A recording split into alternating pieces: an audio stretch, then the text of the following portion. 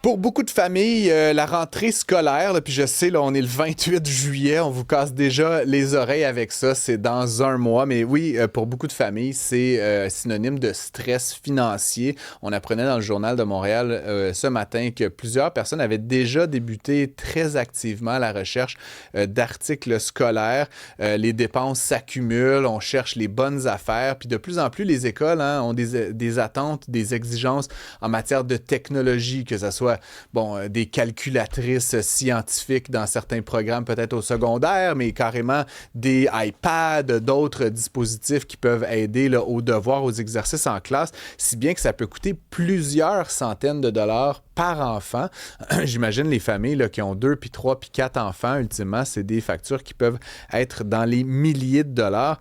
Donc, c'est quand même un peu inquiétant et c'est un sujet qui revient à chaque année et qui, moi, me laisse toujours un peu pantois. Hein? C'est comme si on avait ce problème, tout le monde le vit ou presque, tous ceux qui ont des enfants, puis on ne s'y attaque pas vraiment. À chaque année, on recommence la même routine.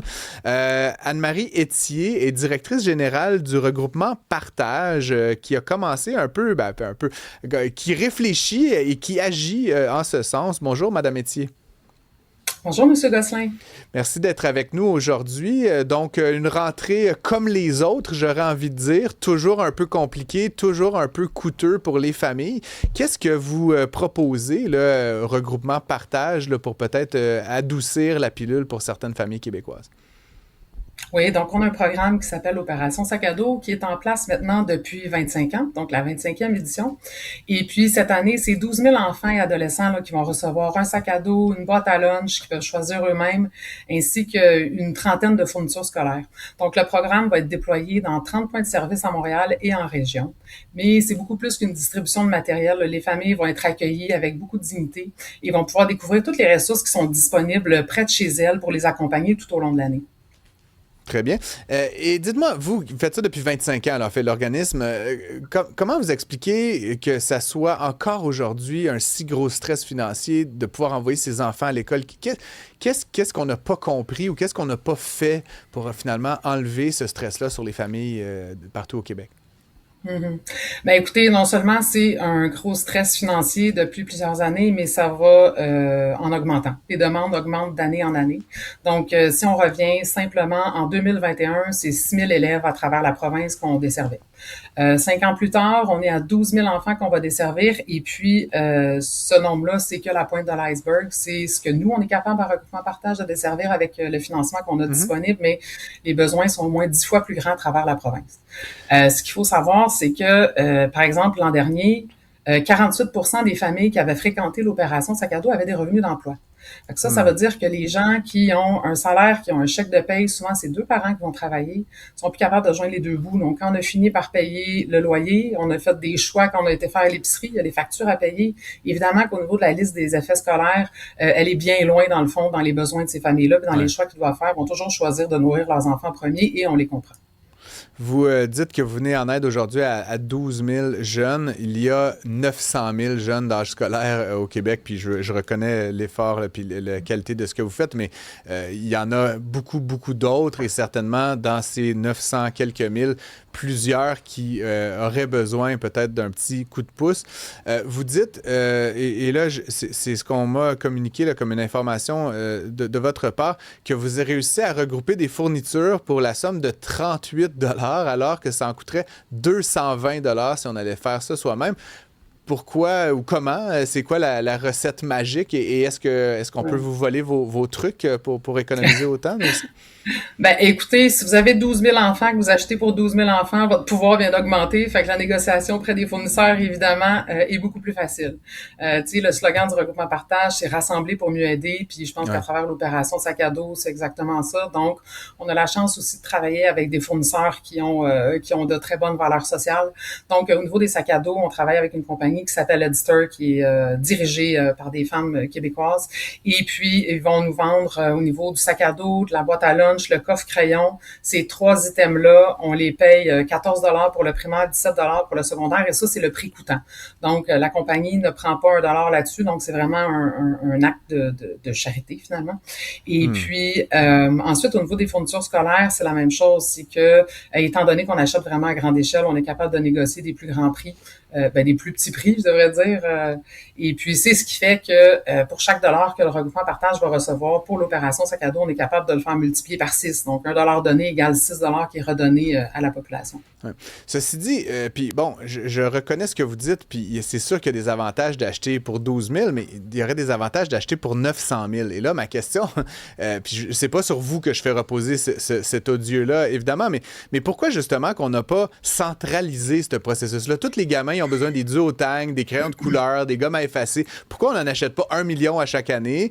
Ça coûterait une fraction du prix, puis on pourrait imaginer une sorte de distribution. J'ai l'impression qu'on se fait comme un peu avoir, finalement, dans ce régime. Et en plus, il y a le stress, et en plus, il faut faire plusieurs magasins. Il y a quelque chose que je ne comprends pas dans ce marché-là et auquel vous semblez avoir une réponse, mais qui malheureusement porte sur une fraction là, de l'ensemble des jeunes du Québec. Ben, écoutez, Monsieur Gosselin, j'ai exactement la même réflexion que vous avez. Bon. Il y a un programme gouvernemental, dans le fond, cette année. Tous les élèves, c'est près d'1 million d'élèves cette année qui vont recevoir du gouvernement, ben pas les élèves, mais leurs parents, évidemment, qui vont recevoir un chèque via l'allocation familiale de 127 pour couvrir les effectifs scolaires. Ouais. Et ça, ce sont pour tous les enfants de toutes les familles, peu importe le revenu. Donc, c'est une mesure qui coûte, là, on va y aller rondement, là, à peu près 125 millions de dollars. Mm-hmm. C'est sûr que s'il y avait des achats qui étaient faits pour couvrir la totalité des effets scolaires, des fournitures pour les enfants, ça coûterait bien en deçà de ça. Bon, je ne vais pas me lancer dans des chiffres, là, mais on va y aller grosso modo. Là, moi, je pense que pour 30 millions, on est capable d'équiper du moins tous les enfants qui ont vraiment des besoins. Si on y va juste avec la moitié, là, on équipe 500 000 enfants, là, on vient déjà de diminuer entre 25 à 30 millions. Puis ça, c'est si on calcule l'entreposage, la logistique, etc. Puis je l'ai fait le calcul cette semaine.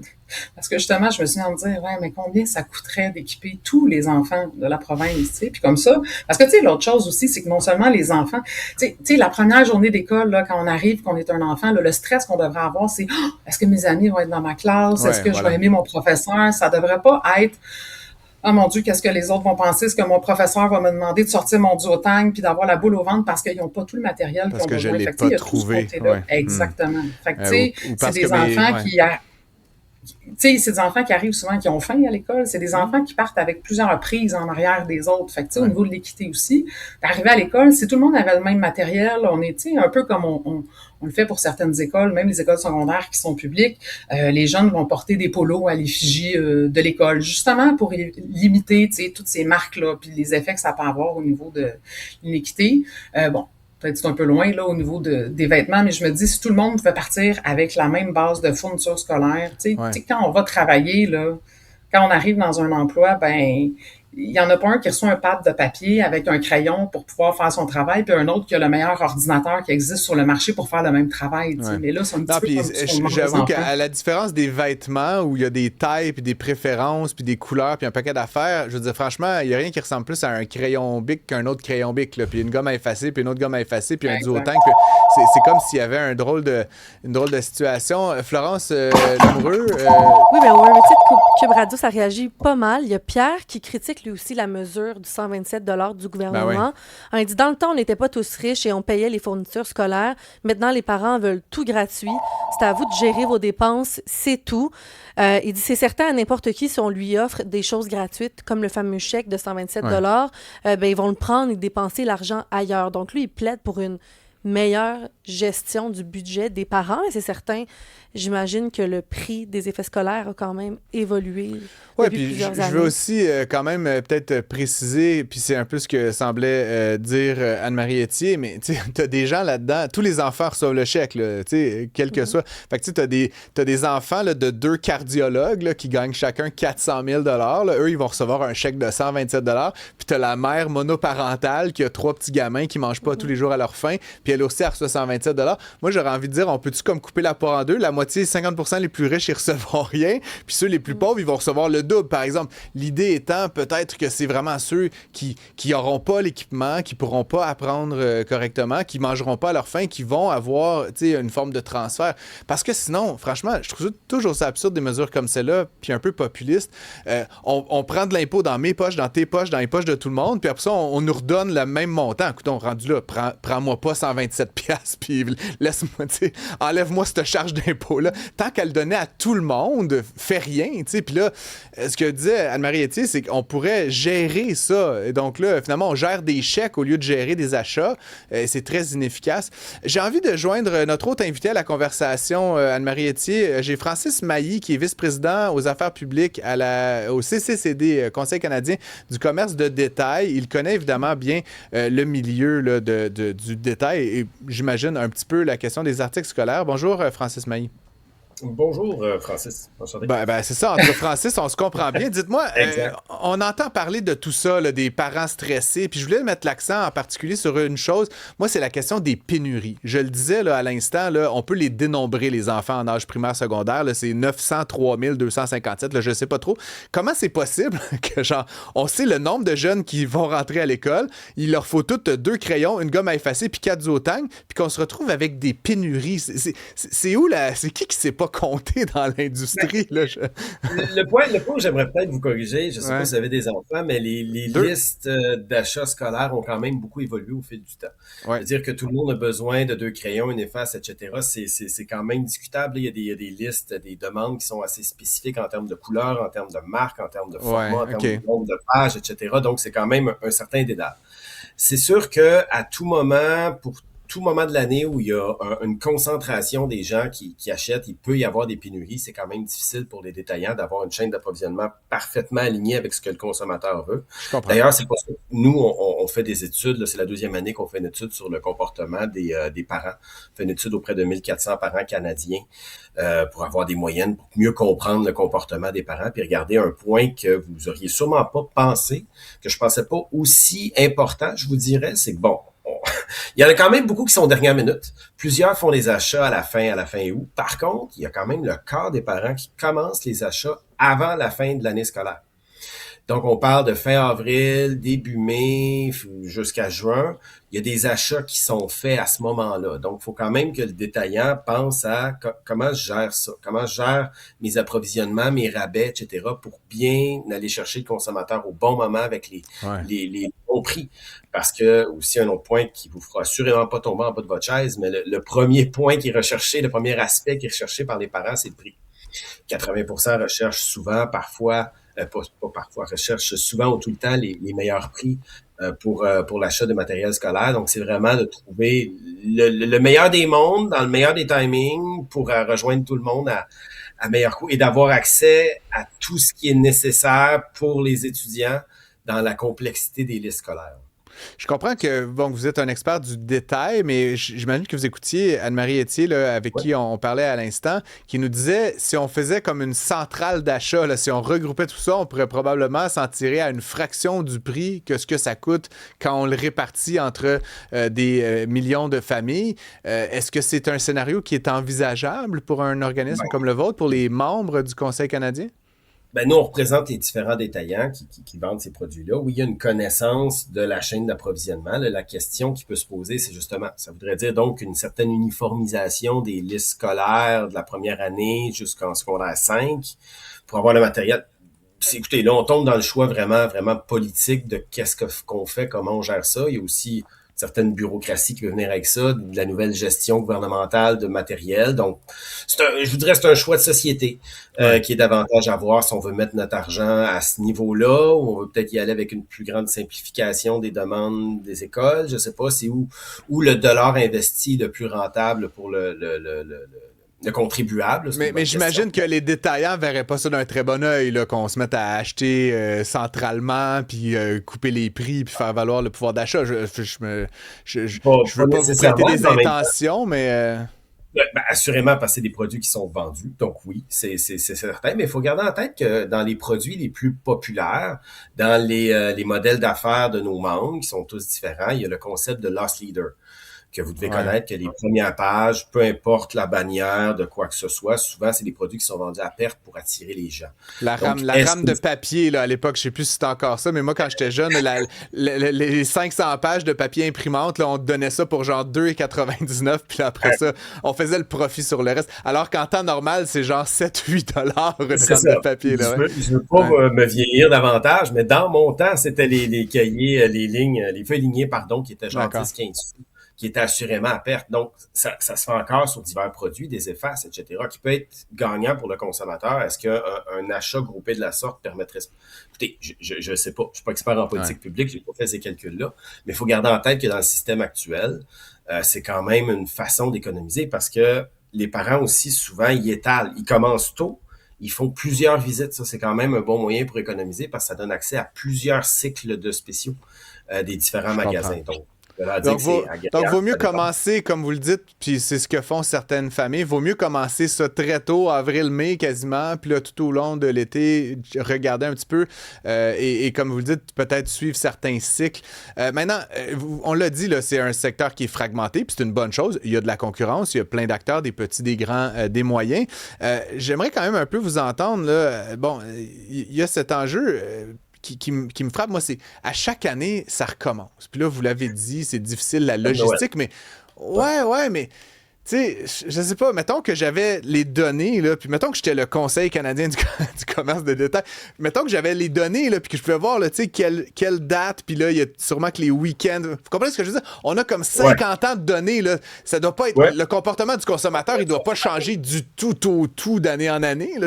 Ça doit suivre quand même des patterns, là, je veux dire. Par contre, nous, on représente les détaillants, mais moi, je n'ai pas accès à ces données-là, parce que justement, les données de compétition, les données de marchandisage, etc., c'est confidentiel. Il y aurait sinon, évidemment, collusion, donc on ne parle jamais de ces points-là. Donc, on regarde le comportement du consommateur. Je comprends, on donne ces renseignements-là pour justement ils puissent s'ajuster. Donc oui, chacun de nos membres, on leur donné depuis leur existence, les gros, les petits, les moyens, etc., ils tentent de s'adapter. Mais c'est sûr et certain, le fameux just in time, d'arriver au bon moment avec le bon matériel qui peut être vendu pour éviter tout ce qui est entreposage, c'est le défi de tous les jours des détaillants, et ça, peu importe ce qu'ils vendent en général. Et eux, ils ont leurs données, puis le voisin, il a ses données, puis l'autre, il a ses données, puis là, finalement, on ne sait pas exactement, ils vont venir chez vous, ils vont aller chez vous, puis d'année en année, ça, j'imagine que ça change un petit peu. C'est toujours un paradoxe. On veut encourager la concurrence, on veut que ça fasse baisser les prix, puis de l'autre, on aimerait donc avoir les données consolidées pour voir un peu exactement ce qui se passe. Puis encore une fois, moi, ce qui me rend fou un peu, c'est qu'à chaque année, j'ai l'impression qu'on refait la même chronique, on refait la même nouvelle. Les parents sont un peu dans la même situation. Je termine une dernière question pour vous, Francis Mailly, puis on va retourner vers Anne-Marie Etier rapidement, mais les détaillants là, dont vous êtes proches, là, ils sont conscients qu'il y a des familles qui en arrachent, qui peuvent carrément pas offrir à leurs enfants toutes les fournitures. Y a-t-il une notion de, je sais pas, de se mettre ensemble, de participer à l'effort, des choses là, comme un regroupement partage? Est-ce que vous rapprochez d'organismes-là pour... Je comprends que vous faites de l'argent là, d'un côté, puis ça c'est bien, là, je suis pas contre le capitalisme, mais avec cet argent-là, y a-t-il une petite partie qui est dédiée aussi à je sais pas, là, faire le bien? J'ai plusieurs de nos membres, en effet, là, je pense, je prends un petit parallèle là, par rapport aux banques alimentaires, etc., qu'il y a des dons qui sont faits autant en argent qu'en somme. Je présume qu'à l'échelle locale aussi, ce genre d'activité-là, il y a probablement des détaillants qui ont levé la main pour donner, que ce soit, comme je disais, de l'argent ou des ressources pour ce faire, parce que souvent, les détaillants, selon les modèles d'affaires, évidemment, sont bien implantés dans leur communauté. Il y a beaucoup de dons qui sont faits. Là, j'ai pas d'exemple concret qui peut me venir en tête et je ne contrôle pas aussi sur le terrain ce qui peut être fait au niveau local. Sauf que souvent, c'est mis en place. Vous n'êtes pas là pour faire de la pub pour personne de toute façon. Non. Merci beaucoup d'avoir été avec nous, Francis Mailly. Entre Francis, on se comprend. Je vous remercie. Donc, je retourne avec Anne-Marie Etier rapidement. En conclusion, Anne-Marie, en 2026, on dépend encore d'organismes communautaires pour qu'un enfant puisse aller à l'école avec un sac à dos et des crayons. Est-ce que vous trouvez ça normal? Ah, ben c'est certain que non. C'est certain que non. Puis c'est pour ça qu'on fait le travail justement qu'on fait. On travaille toute l'année. On a deux programmes, là, l'opération Sac à dos, un autre programme justement en sécurité alimentaire qui est Cultiver l'espoir. Mais tu sais, on travaille quand même 12 mois par année pour arriver à desservir ces 12 000 enfants-là. On travaille actuellement justement à voir comment on pourrait faire pour aider davantage d'enfants. Fait que tu sais, c'est d'explorer plein d'idées, hein, comme celle qu'on a discutée. Est-ce qu'une organisation puisse faire ces achats-là pour tous les enfants, ça pourrait fonctionner? Comment on pourrait faire? Est-ce que genre de programme qui pourrait être financé par le gouvernement aussi pour permettre à plus d'enfants de bénéficier de programmes comme Opération Sac à dos? Parce que comme je l'ai dit, c'est 12 000 enfants cette année, facilement qu'il y en a un 100 000 de plus qui auraient besoin des services d'un programme comme l'Opération Sac à dos pour pouvoir arriver à l'école comme ses copains là, le premier jour de classe. Ouais. Et demain matin, là, bon, je sais qu'il y a des élections en octobre, je ne veux pas trop me mêler de ça, mais demain matin, je vous nomme ministre de l'Éducation. Là, si vous pouviez changer une seule chose, Anne-Marie Etier, pour rendre la rentrée plus simple, moins coûteuse, ce serait quoi? Ben, c'est sûr que si chaque enfant peut avoir le matériel dont il a besoin le premier jour, puis que ça soit un souci de moins pour lui, c'est certain que ça serait une bonne action. Maintenant, c'est comment on le fait. Il y a différentes façons de le faire, là, mais c'est sûr qu'avec une baguette magique, c'est ce qui arriverait. Après, il faut l'implanter. Comme votre Francis le dit, là, du commerce de détail, évidemment, tu sais, il y a la logistique, il y a l'entreposage, puis il y a tout au niveau de la logistique, comment le déployer, comment l'implanter, etc. Là. Mais je pense que c'est faisable. Je pense que c'est faisable. Anne-Marie Etier, merci beaucoup d'avoir pris le temps d'être avec nous. Je rappelle que vous êtes directrice générale du regroupement Partage. Bonne rentrée à vous et à tous ceux et celles qui nous ont écrit. Puis je remercie évidemment tous ceux et celles qui ont pris le temps de nous écrire. C'est un sujet, je pense, qui fait énormément réagir. On aurait quoi, Florence, faire presque un texte dans le journal, en tout cas, plusieurs exemples, plusieurs bonnes pratiques qui nous viennent des quatre coins de la province, même des quatre coins du monde. Donc, continuez à nous écrire tout au long.